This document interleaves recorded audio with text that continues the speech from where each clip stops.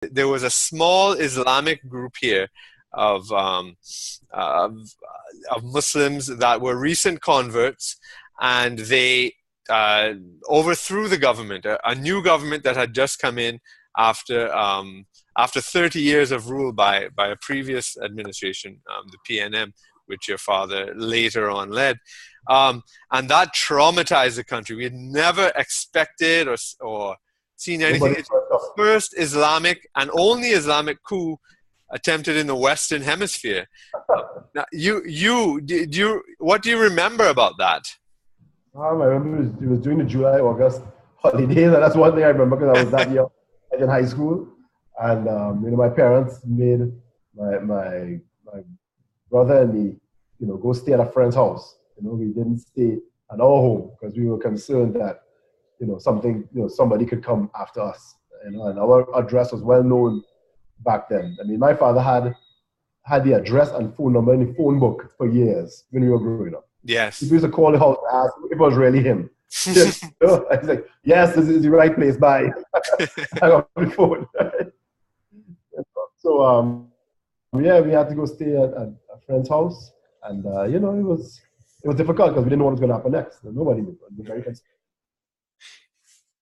insurrectionists had in mind, and they had several people were killed during the event, and it was, harrowing. So you were hiding out somewhere during that process? Yes, at a friend's house. Yeah, because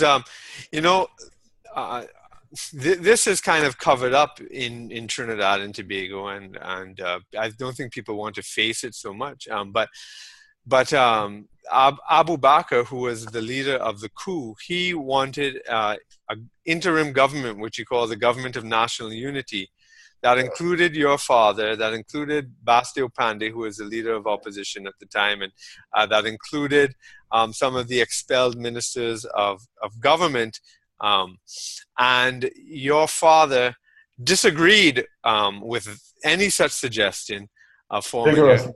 Yes, and a lot of people, including people in the government that was being held hostage, agreed to form this government of national unity, and your father stood against that, and I don't think he's been given enough credit for putting his life and principles on the line there, where people were they were ready to give up. Yeah. Did your father talk about that at all?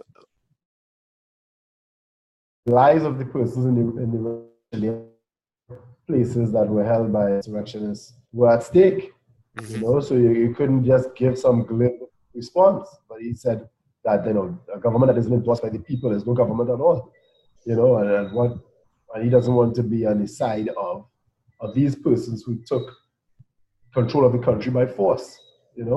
Free and even if they call for their own free and fair elections, it's forced and no kind of government at all. And he maintained that he wanted no part of that, even though there were several other persons who apparently jumped at the opportunity, which even to this day seems crazy to me, but that's what happened. Yeah, that's right. And we don't reflect on that during this coup, a lot of people were ready to give in to the demands of the coup makers, but your father was people not signed, one of them. People signed a pardon. That's right. Signed a pardon for the terrorists. Yes, that's right.